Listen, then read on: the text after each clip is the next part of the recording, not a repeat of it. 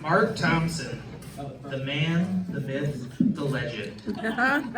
A man who needs no introduction, but I will try to give one anyways. So for those of you who don't know Mark, Mark, you want to raise your hand here for a second? Mark and his lovely wife, Bonnie. So Mark used to be the facilities director, which is the position Shannon now holds. And Mark was the facilities director for so long that with my educational background, I don't think I could count that high. So Mark has left a huge impact at Outlaw Ranch. Many of the buildings on site were built by Mark, as well as his crew of volunteers. Even though Mark retired, he continues to leave his mark on camp, as you can see him helping to build that brand new pavilion. Perhaps one of his most lasting achievements is the Table of Wisdom of Knowledge, also known as Mark's Adult Daycare. He is perhaps the foremost expert on Outlaw Ranch history. He has probably dispensed more knowledge about Outlaw Ranch than any of us could ever hope to attain in one lifetime. And in a most recent discussion of the Mount Rushmore Outlaw Ranch version, he was elected the George Washington of Outlaw Ranch. So, without further ado, let's give a warm welcome for Mr. Mark Thompson.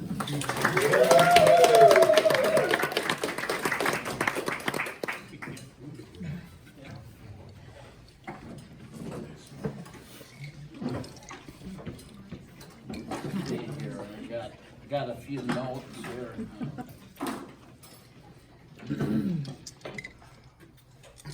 I don't know if you notice my hat. You probably can't read it. This hat is older than some of you,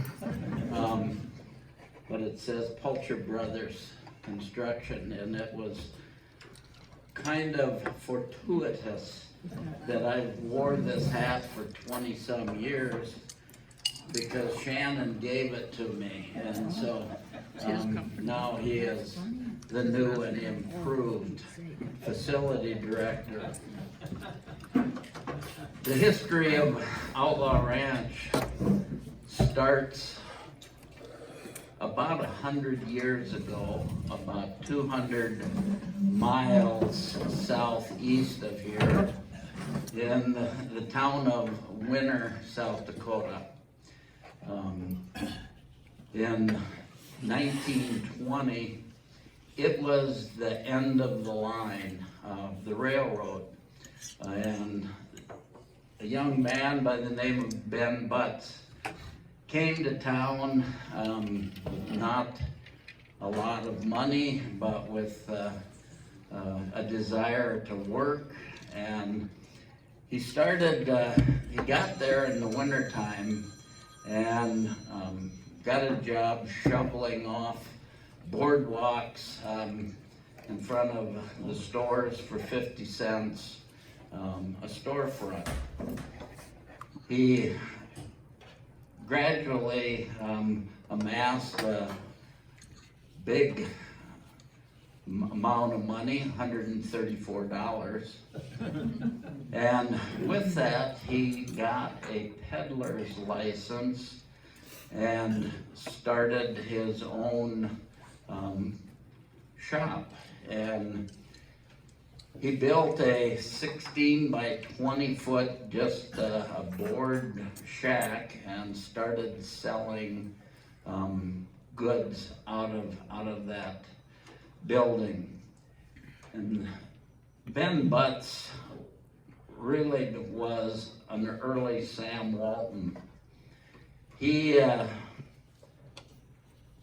knew just what people had to have. Canning jars, bacon, sugar, salt, and he would buy these in large quantities. Stick matches, something that everybody needed. Yellow chore gloves. If you've ever been around a farm or ranch, They're wearing these yellow chore gloves. And Sam bought these, he would buy a carload of some of this stuff. Consequently, he could sell cheaper. Just a minute. Taylor, didn't you tell them that there's a quiz before you guys get your first paycheck? I don't see anybody writing notes here. Well, anyway, Ben became very successful, and he just kept adding to this first shack that he had. He added another one.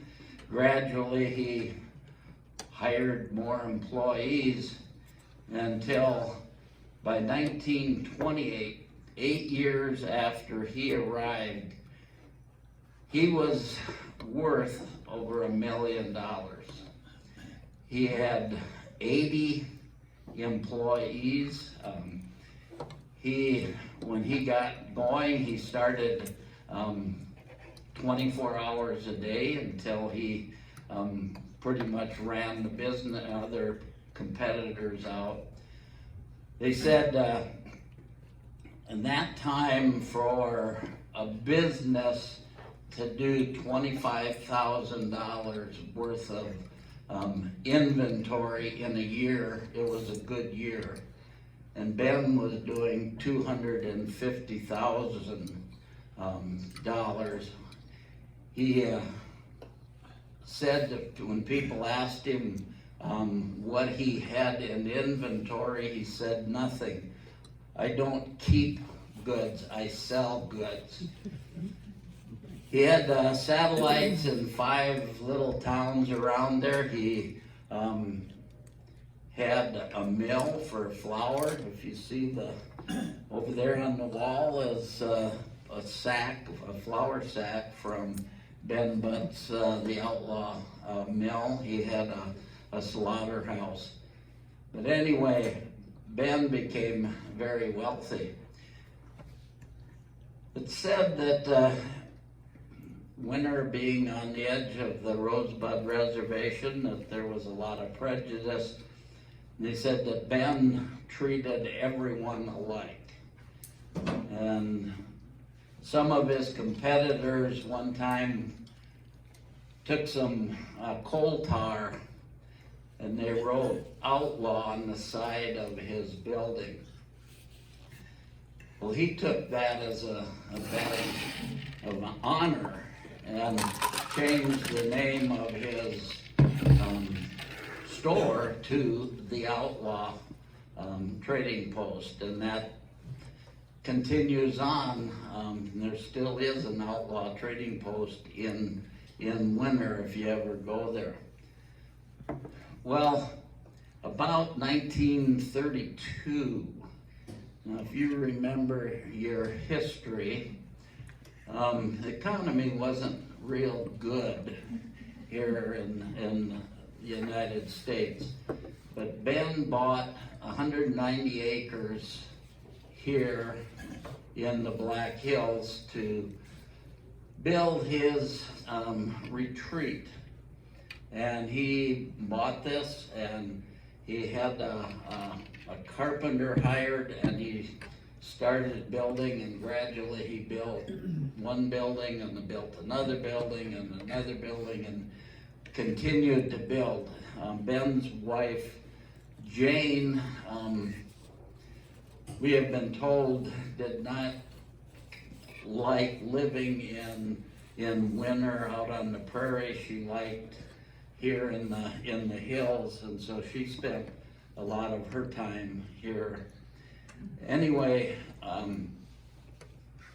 when Ben was in Custer, we have friends that were little kids at the time. Ben always had a barn dance upstairs in the trading post. I have seen pictures where we are eating. This was a drive-through machine storage area where they drive their machinery in and park it, and it was open on both ends. But Saturday night, when Ben was here, there was always a big dance at the Outlaw trading post, or out the Outlaw store. And so, anyway, Ben died in 1955, and Jane put the ranch up for sale. We have friends who looked at buying this in about 1956.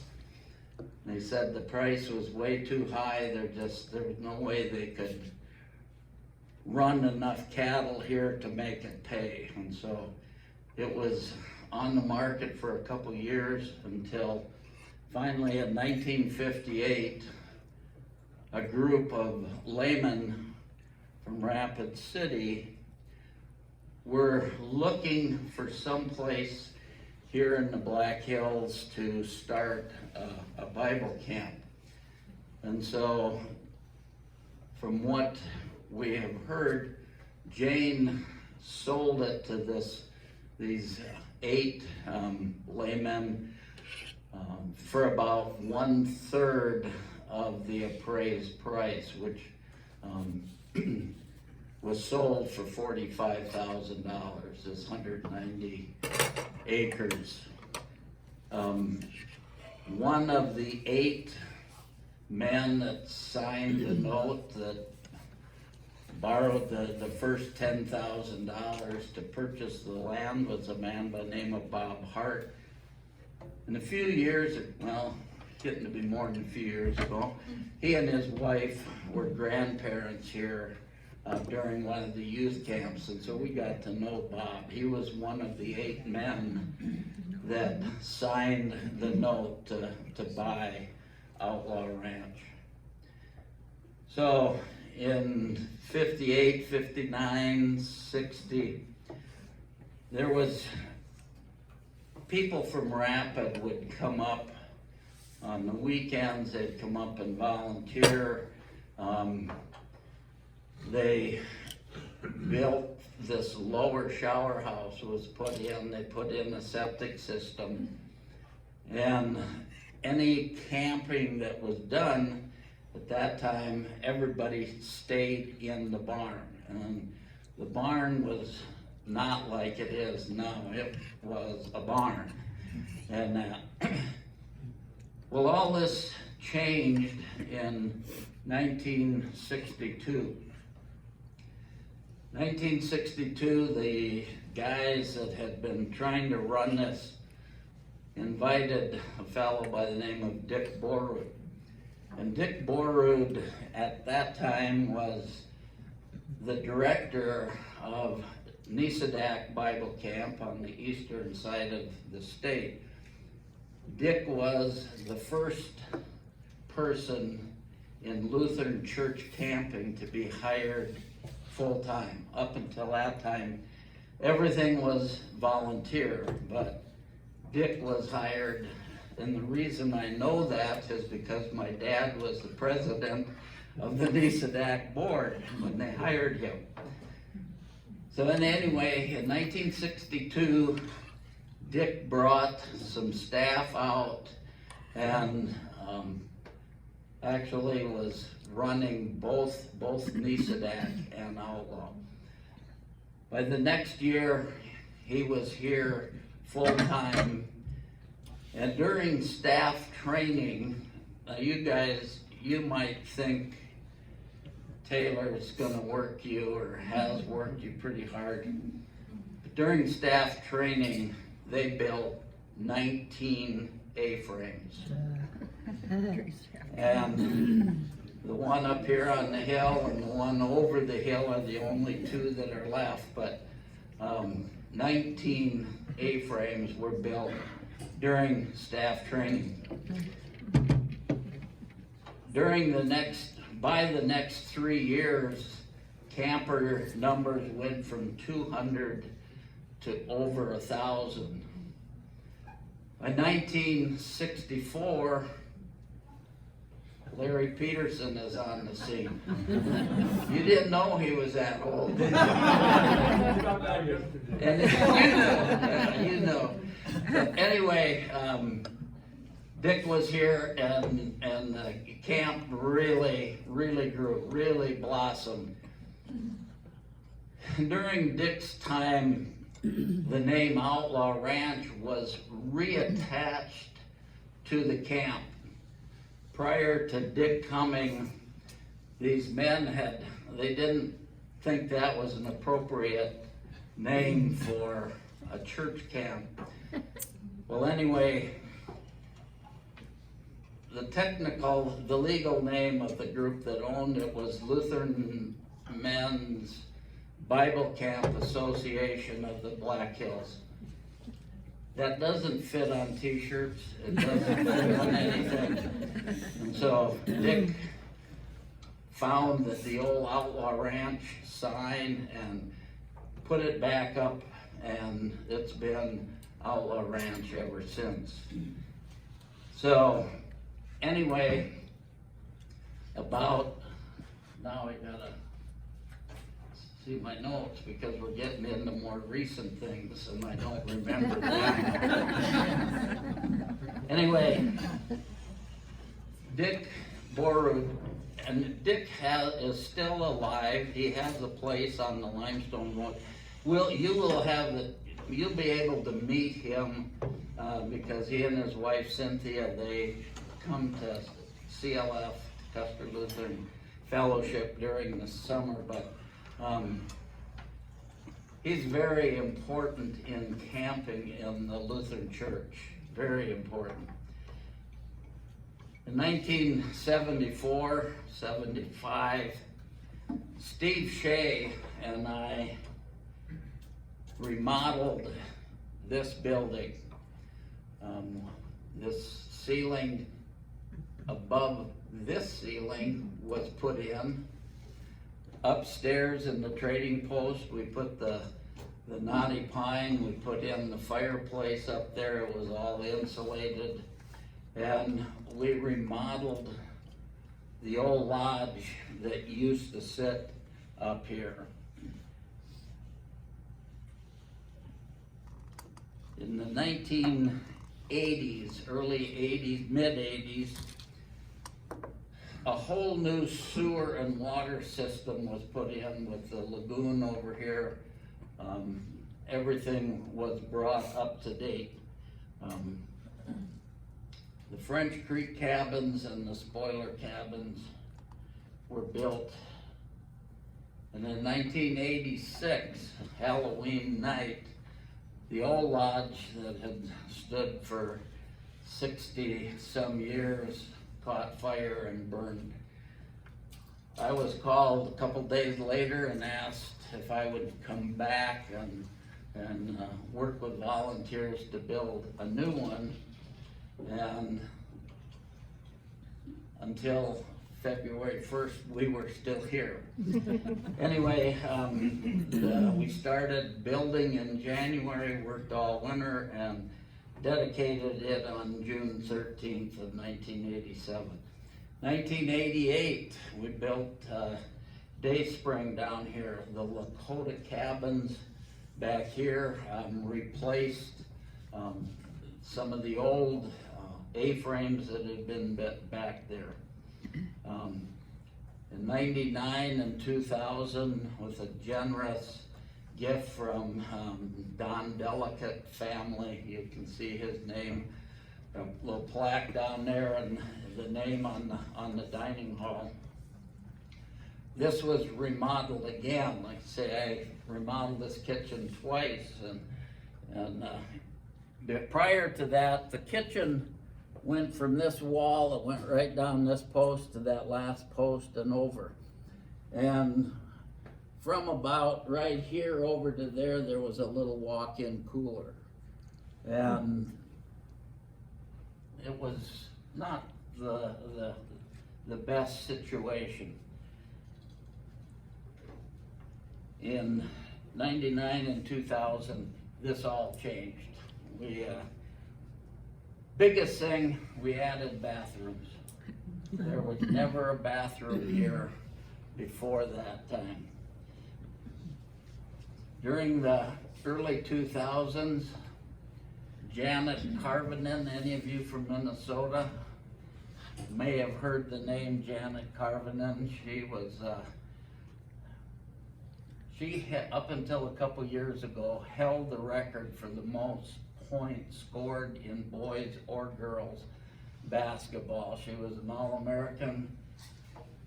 She and her husband, Al Montgomery, they donated the money to put in the basketball court down there. The barn, that had been in the works for quite some time, that there was thought we should remodel it, and about 2004, 2005, we had a couple come up and met with me and Jeff Rohr, who was the director, and wanted to hear what our thought was, and they said, how much do you think this is gonna cost? And I threw out a number. I said, I know there'll be more to it. And they said, well, we'd like to pay for that. When can you start? And so that, in 2004-05, the barn was completely remodeled. And then later, the same people donated the money that created the Welcome Center in memory of Jody Matheson. Jody was Damaris Matheson, Damaris Nesham now, her daughter, who died at a very young age from cancer, and that was built in her memory. And then also about 2011, probably the most important building on the site, and that was the shop. The shop was finally built after all these years of working without one. We got a shop. Outlaw Ranch, the historical name of this camp, has been known in the community since the 1930s. The name is still used because it maintains contact with a concept of Christianity that is often forgotten. There were many places and many crowds where Jesus was unwelcome, an outlaw in his own right. John 1:11 tells how Jesus came to his own home and people would not receive him. He even suffered death on the cross, a death reserved for outlaws. For his sake, Outlaw Ranch has been a reminder that all people can be outlaws for Christ. A tradition that has continued for well over 60 years and will continue as long as outlaws continue to gather at Outlaw Ranch.